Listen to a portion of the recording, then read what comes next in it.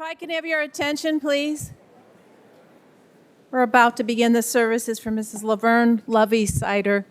Want to welcome everyone here at the chapel, as well as many of the people viewing the service remotely. Just as a gentle reminder for those of you present in the chapel, if you have a cell phone with you, please place it in the silent mode or turn it off completely. That would be appreciated. Officiating here at the chapel this afternoon is Rabbi Wendy Geffen from North Shore Congregation Israel.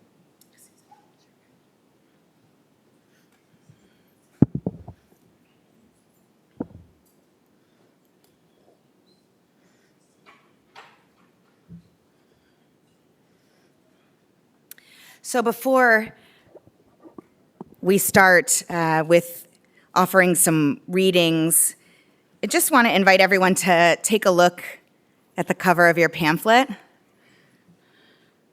and just take a look at Lovey.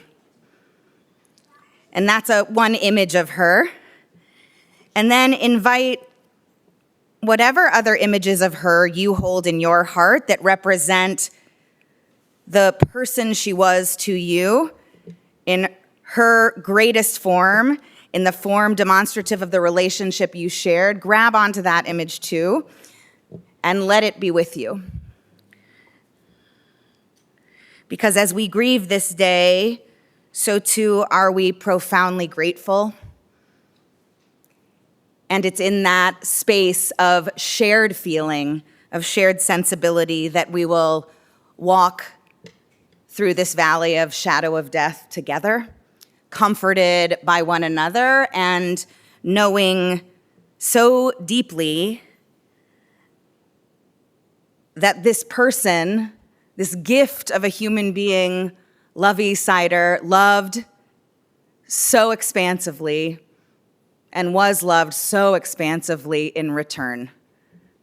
It's not often that we sit together at the funeral of a person who is 93 years old and this huge room is nearly filled, which speaks to the power of the love for Lovey, which will manifest together this day. In the rising of the sun and in its going down, we will remember her. In the blowing of the wind and in the chill of winter, we will remember her. In the opening of buds and in the rebirth of spring, we will remember her.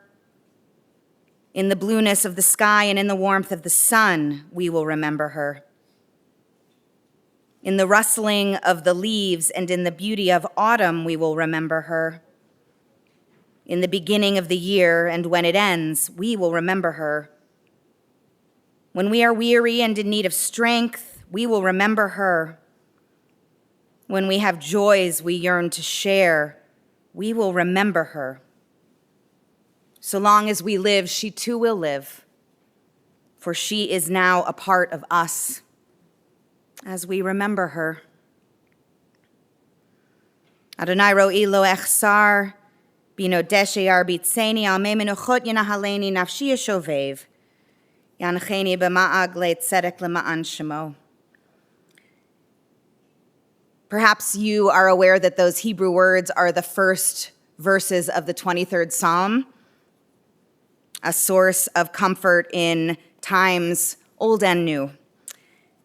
You have the English on the inside of the pamphlet you received when you came in, or perhaps you know the words yourself. In order to surround, in particular, Lovey's family with the presence of community, with the presence of love, let's join together aloud in the English in one voice. The Lord is my shepherd, I shall not want. He maketh me to lie down in green pastures. He leadeth me beside the still waters. He restoreth my soul. He leadeth me in the paths of righteousness for his name's sake. Yea, though I walk through the valley of the shadow of death, I will fear no evil, for thou art with me. Thy rod and thy staff, they comfort me. Thou preparest a table before me in the presence of mine enemies. Thou anointest my head with oil, my cup runneth over. Surely goodness and mercy shall follow me all the days of my life, and I will dwell in the house of the Lord forever.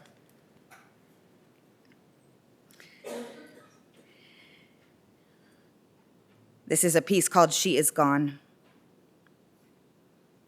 You can shed tears that she is gone, or you can smile because she lived. You can close your eyes and pray that she will come back, or you can open your eyes and see all that she has left. Your heart can be empty because you cannot see her, or you can be full of the love that you shared. You can turn your back on tomorrow and live yesterday, or you can be joyous entering into tomorrow because of yesterday. You can remember her and only that she is gone, or you can cherish her memory and let it live on. You can cry and close your mind, be empty and turn your back, or you can do what she would want, smile, open your eyes, and love on. In the 90th Psalm. God, you have been our refuge in every generation. Before the mountains came into being, before you brought forth the earth and the world, from eternity to eternity, you are God. You return us to dust. You decree, return, you mortals, for in your sight 1,000 years are as yesterday when it's past, a watch in the night. The span of our life is 80 years and 10, or given strength, 80 years. But those years pass speedily, and we are left in darkness. So teach us, God, to number our days that we might attain a heart of wisdom. Turn to us, show mercy to us, satisfy us at daybreak with your love, that we might sing for joy all our days. Let your deeds be seen by your servants, your glory by their children. May your favor, O God, be upon us. Establish the work of our hands that it might long endure. In sitting with Lovey's expansive family, 4 generations of whom sat together just a few nights ago, sharing memories and reflections of Lovey's life and legacy, I found the very center verse of Psalm 90 that I just read whispering in my ear. Teach us to number our days, that we might attain a heart of wisdom. The idea, of course, being that if one understands and lives in such a way, knowing that every day counts, if we choose to be present, focused on the substance of what matters most, that living in such a way will result in something equally, if not more precious, not just in a wise mind, but a wise heart, a feeling heart, what the psalmist calls a heart of wisdom. And how the attainment of just such a heart of wisdom shapes not just that person's life as one that enables them to sing for joy all their days, but more importantly, it sets an example. It illuminates a path for their children and the generations that come after them to live in such a way that their legacy endures le dor vador. To Steve and Jan, to Don and Carol, to Jerry and Judy, to Amy, Mark and Duna, John and Courtney, to Allie and Jordan, along with their mother Jill and Elizabeth, to Andy, Lisa and Adam, and Danny and Ashley, to Samantha, Lovey, Sevi, Stanley, Elena, Olivia, Zachary, Estella, Logan, Taylor, Sloan, Henry, Maxwell, and Emmett, to Martin and Margie and Alan, to all of the extended family, and to all of the friends who've become family. We know that just as you grieve Lovey's passing this day, you also find yourselves united, woven together by Lovey's enduring heart of wisdom. And as such, at the very same time, feel the deepest of gratitude for having had the precious gift of sharing your lives with her. And so it is that we will honor and pay tribute to Lovey this day and her 93 very full years of life. to the one-of-a-kind person she was, and the profound legacy she has already left behind for us all. Lovey was born on March 2nd, 1932 in St. Louis, the oldest and only daughter of Louis and Sophie's 3 children. Lovey was the light of her mother's life. And though while the children were growing up, they didn't always get along, Lovey apparently was somewhat of a picker-honor of her young brothers, and her brothers seemed to give it back a little bit from time to time. Over the years, as they all grew up, the 3 became notably close. In 1949, Lovey headed to the University of Illinois. It was there she joined SDT, such an important source of many cherished lifelong friendships. It was also during her time there that she was set up on a blind date with Bob, a very full date that began not going so well, as Lovey found Bob, let's say, a little overly confident, thus leading her to make the decision that instead of ordering a cocktail at Don's the Beachcomber, what would have been fitting, she instead ordered a glass of milk. The good news is that the date turned around when at its end, Bob offered to drive Lovey all the way back to the northern suburbs. This was pre-highway days, and this revealed his more thoughtful side. A couple weeks later, Bob called the sorority house requesting a second date, and the rest at that point was really history. They married 6 months later in October of 1951 at the Park Plaza Hotel in St. Louis. They honeymooned in the Florida Keys and Cuba and returned to settle in Chicago at the Argyle Street apartment, which according to Lovey was, quote, a horrible little place where the bed came out of the wall. Steve came along quickly, followed by Don, then Jerry, marking the completion of the family. Along the way, the family made their way up to Glencoe, first to the house on Skokie and Dundee. It had a bit of a flooding issue from time to time, I hear. And then on to South Glencoe on Sheridan Road, the family home. For Lovey and Bob, Green Acres Country Club was such a significant part of their lives in so many ways, as was their time in Florida for decades. They enjoyed travel as a family and later as a couple, golf, their many friends. Lovey brought a calm and softness to their lives. And through it all, Lovey and Bob navigated 53 years of marriage together. We'll hear from Steve on behalf of himself and Don and Jerry in a moment, but it must be said that Lovey was a wonderful, caring, and loving mother. She loved raising her boys, and then and always she was steady and unflappable. She had high expectations, but was balanced and always loving. She was warm and understanding, a good listener, and a good advisor, regardless of whether the advice was sought or not. Lovey was a notably devoted mother-in-law to her daughters-in-law, whom she adored.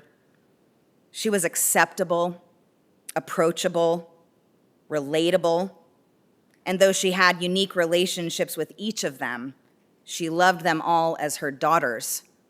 No in-law descriptor needed. Lovey was also so profoundly blessed to be Grandma Lovey to each of her grandchildren, to really know them for who they each were as people. She was blessed to watch them grow into adulthood. She was a force in each of their lives because she was there, not just physically, but she was really in it with them always. Lovey's grandchildren loved her so deeply, and they each and all know how truly blessed they were to be known and to be loved by her. And the icing on the cake, of course, came when Lovey was able to see and also know such a full fourth generation of her 14 great-grandchildren. Such an invaluable gift. Notably, Lovey nurtured relationships of significance in every phase of her life. She understood the importance of holding and keeping people, especially family, together. She was the glue. She not only forged her own relationships with everyone lucky enough to be a part of her life, but she kept everyone together She was kind and caring, fun and funny. She was not just bright and intelligent. She knew the deep truth that a heart of wisdom has no finite capacity limit. There's always more than enough love to go around. Lovey's heart of wisdom proved an immeasurable blessing in so many ways throughout the course of her life, and has already left an indelible mark on the lives of those she loved most. And as such, her legacy already does and will undoubtedly abide for generations and generations to come. May her memory always and only be for blessing. So we'll hear now first from Steve on behalf of himself and his brothers. Thank you. I'm just trying to see if this is about the right height for you. You know you're tall up there. Okay, hold on. You might have to kind of crunch it. It's not very strong. I can do that. Okay. Thank you, Rabbi. Wow. What a tribute. Thank you. Thank you all for being here. Thank you for being such integral parts of moms in our lives. And thank you for your outpourings of love, concern, and good wishes over the last few months. A couple of days before Mom died, she motioned for me to come over, closer. As I did, she said, in what remained of her voice, "You're the old man now. And then either her voice trailed off or she was distracted and never finished her thought.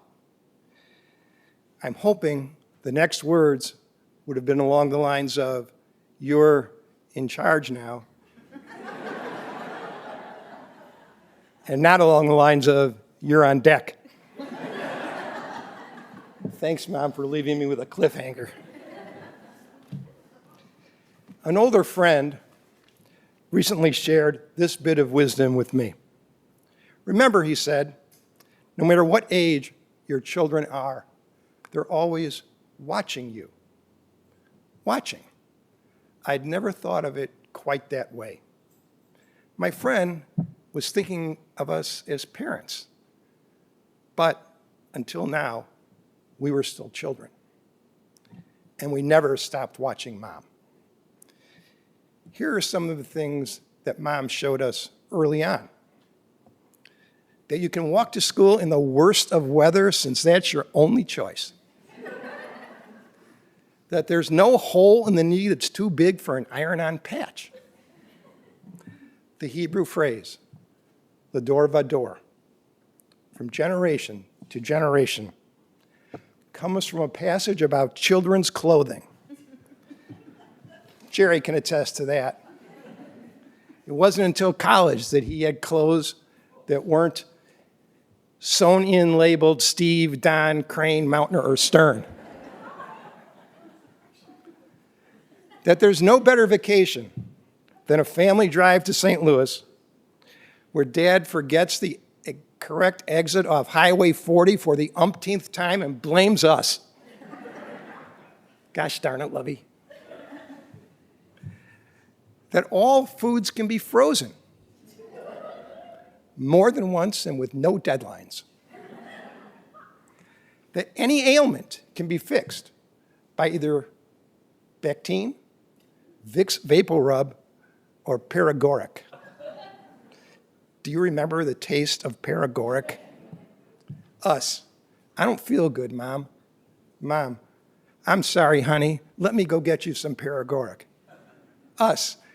Feeling a lot better, Mom. Gotta go. Donnie. Mom, I can't eat that. It's bad for my system. Mom, this is not a restaurant. Eat it or go to bed hungry.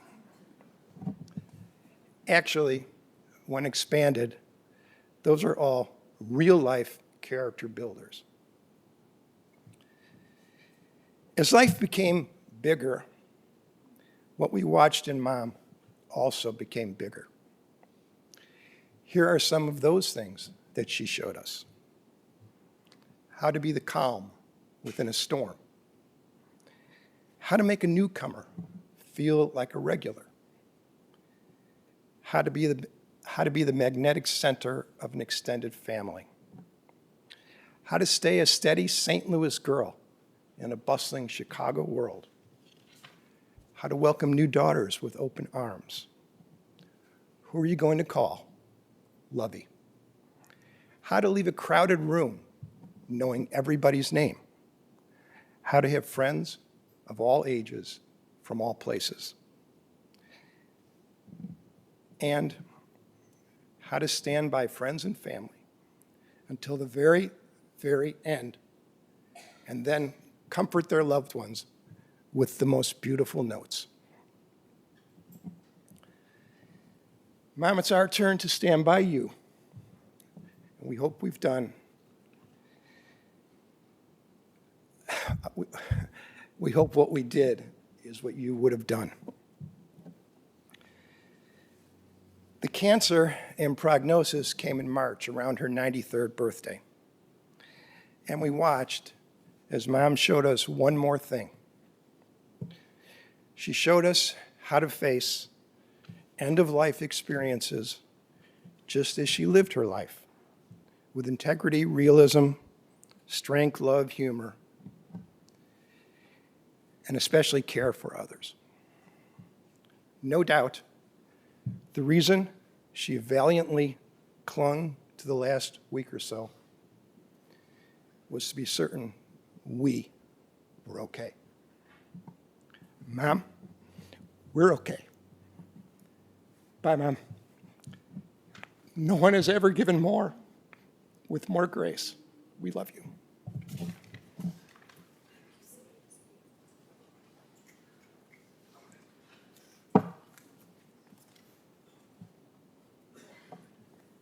Thank you so much, Steve. That was so beautiful. We're going to now hear from three grandchildren in this order: Amy, then Andy, then Elizabeth.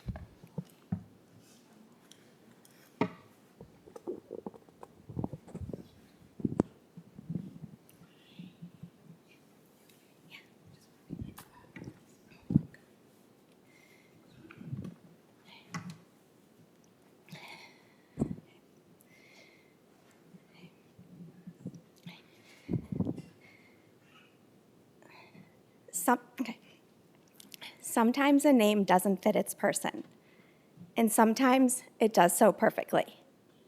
Whether as your mom, grandma, great-grandma, aunt, or friend, it's quite simple. Lovey is loved. Lovey became a grandma at just 45. As the story goes, she sat in the waiting room with my grandma Elaine, and the two said, "If it's a girl, it's fine. We can always straighten her hair or fix her nose." And so it began, her unique brand of grandmothering that was never lacking devotion or endearment, but was always straightforward and unapologetic. Grandma had a charm with her blue eyes and eyeshadow from the flea market that drew people. Friends from St. Louis, Mother's Aid, Glencoe, Florida, neighbors, the clubs, sorority sisters. There were people calling out her name wherever we went for as long as I can remember. She was the unappointed social chair of life. She was always present for us, in person or on the phone, unless in the middle of a card game. From making tongue sandwiches on Sheridan Road until I realized what they were, to visiting day in Maine, to decorating my first apartment in LA, birthdays, boyfriends, weddings, childbirth, divorce, family matters, and to forever impact my daughter's perspective on normal through St. Andrew's buffets and permission to drive a golf cart. She listened, even if she didn't like what you were saying. And she let you know that too, but that she loved you. She knew very well you could love and not like at the same time. She navigated with relevance, advice on point. She had patience and strength. I mean, there are a lot of us. Each of us so much a sighter, yet on our own paths with our own set of circumstances. How she was fueled by half a bialy, a little cottage cheese, a couple peanuts, and a small glass of Diet Right, one will never know. Grandma was never old, even though she was a grandma for more than half her life. Sure, she didn't understand my Starbucks habit, but a faster hairdryer texted me a photo. FaceTime and emails, absolutely. The latest TV show series, what should she binge? As the years went by, Grandma represented the role of mom and grandmother to many in this room. She carried your memories and your childhoods. How lucky for us to witness that connection with you, a kinship still present to our generations too. She was a symbol of family, even though Mom found pictures thrown out of me and Mark in the garbage when she was moving houses. They say the apple doesn't fall far from the tree. If 3 children, 9 grandchildren, and 14 great-grandchildren can all grow up to be just a little bit like you, Grandma, then you've created an orchard that truly is sweet as cider. Well, Grandma, you've chaired another big event. I don't know if you would approve of the way the flowers are arranged, and it's a really humid day for our hair. And you would have written this whole thing in a rhyme. But the theme is spot on. Everybody loves Lovey.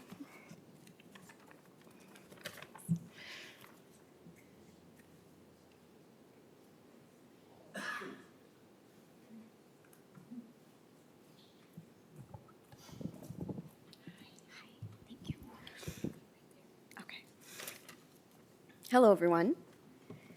Speaking on behalf of the Jerry Sider grandchildren, I'd like to remind us all of one overwhelming aspect of Grandma Lovey that may get lost in all of the wonderful things that we've said today and will be said. And it's one of the favorites of my, Lisa, Danny, and their spouses. She was a cool lady. She was the first person I knew to get oversized, mysteriously chic sunglasses. I believe hers were Prada. She was rocking sets and complete fits before they were a thing. She had opinions as sharp as her signature brooches, especially on dresses during award seasons, and she was often unafraid to share them. Grandma Lovey's coolness was not just on the surface or vapid, however. It was rooted in her inherent open-mindedness. As you've all heard and likely have experienced yourself, she loved people. She also loved learning, and importantly, loved learning about people. She was curious, approachable, and eminently easy to talk to. Grandma Lovey was rarely judgmental. She was open to change and committed to keeping current with both her people and the world at large. To that point, interestingly, I will remember her most strongly as just that, a woman of the world.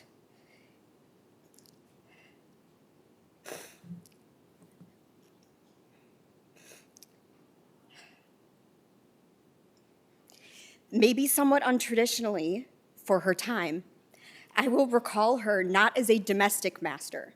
I grew up under one. We grew up under one, so unfortunately comparisons fall flat. But Grandma Lovey was a quintessential woman about town, always out, always talking, always moving. That movement and resilience were and are inspirational to us all.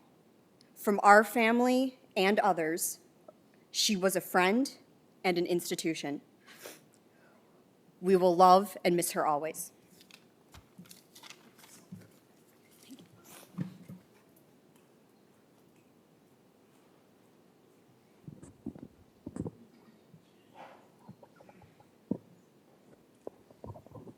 Take a heel off. Okay.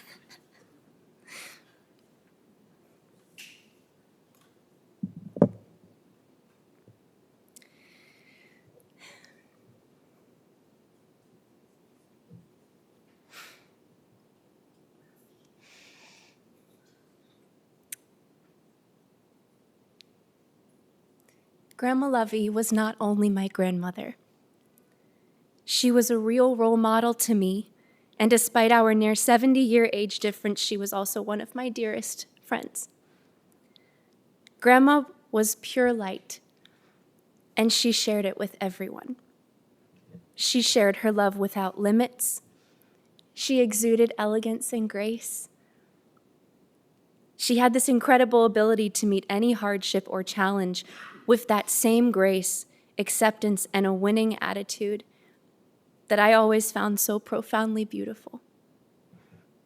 I loved how when she met someone new, she would say, "Nice to know you," rather than "nice to meet you." She always spoke highly of everyone. She always did what was right and fair, even if it wasn't easy or comfortable.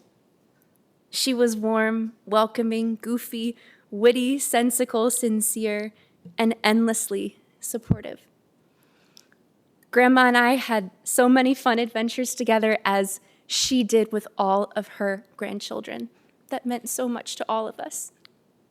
Our adventures were a little something like this. We painted pottery.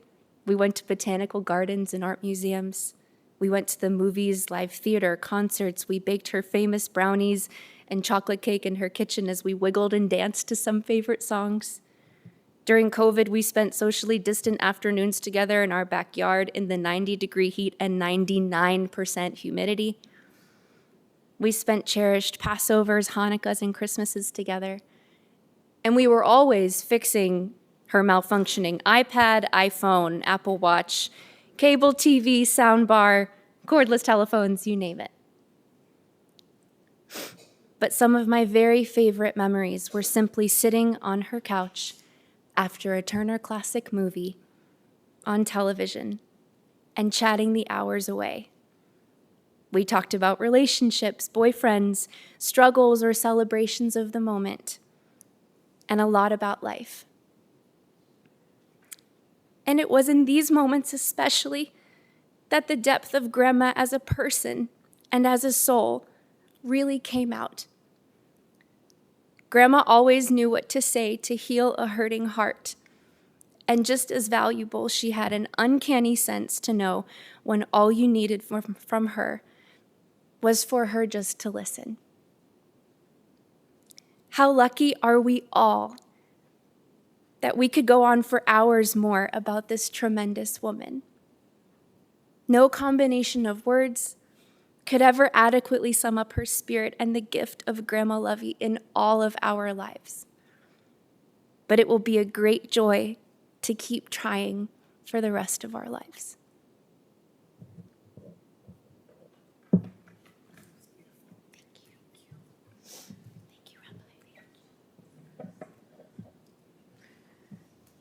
Thank you all for your beautiful, beautiful words.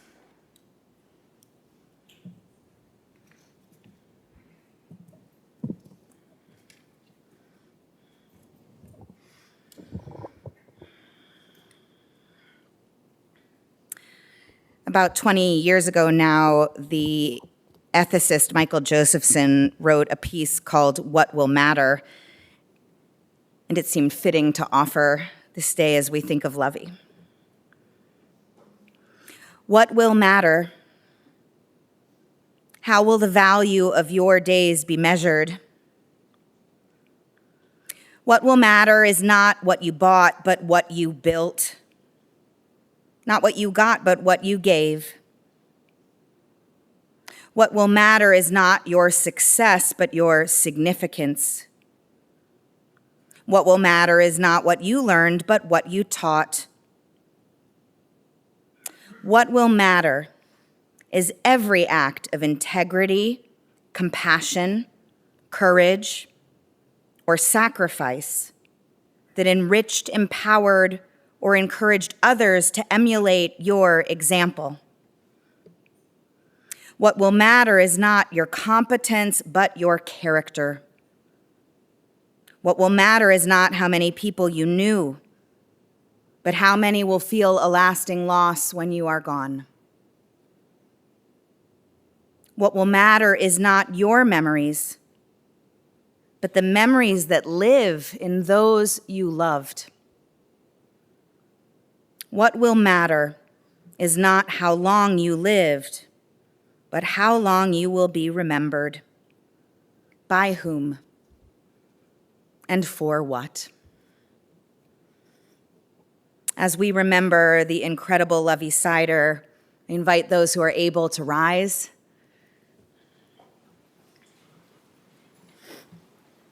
For El Malay Rachamim. El Malay Rachamim, Shochen Bamromim, Hamitzeh Menucha Nechona Tachat Kanefei HaShechina, Im Kedoshimu Tohorim, Kezoar HaRakia Mazhirim, Et Yakirenu Mal'a Shel Ahava, Shelcha Leolama. Baal HaRachamim, Yastireha Beseter Kenafecha Leolamim, Vitzur Bitzur Chaim Et Nishmata, Adonai Hu Nachalata, V'tanuach B'shalom Al Mishkava V'nomar, Amen. May the source of life, the fountain of all being, open our hearts to compassion and our eyes to wisdom, that we might glimpse in perfect peace the way of all things. May Lovey's memory be for us a blessing. And may we never let the light of her love grow dim in our hearts. May we remember all her worthy and righteous deeds, that her memory be forever bound up in the bond of life. May Lovey's death awaken us to this truth, that the bond of love we shared and share can never be severed in sorrow. May she always rest in peace. Amen.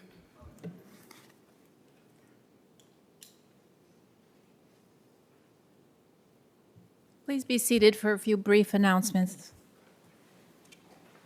The interment will take place at Rose Hill Cemetery in Chicago. For those of you joining the procession, we'll make sure that your cars are properly marked with an orange funeral sticker that will go on the inside portion of your front windshield, as well as a magnetic flag to be placed on top of your car. And please keep in mind two important safety features while in procession. One is to use your bright headlights and emergency flashers at all times. And secondly, please stay as close to the car in front of you to avoid large gaps in the procession. The Shiva will take place this evening from 5 p.m. to 9 p.m. at North Shore Congregation Israel in Glencoe, 1185 North Sheridan Road. That information is also listed in the service folders you received today. If you did not receive one, they are available as you exit. And for those of you that are viewing remotely, that information is on our website. At this time, I'm going to call upon Mrs. Sider's loving grandchildren, Amy, Mark, John, Allie, Jordan, Elizabeth, Andy, Lisa, and Danny to please step forward to serve as pallbearers, and everyone else please rise as the casket is escorted from the chapel.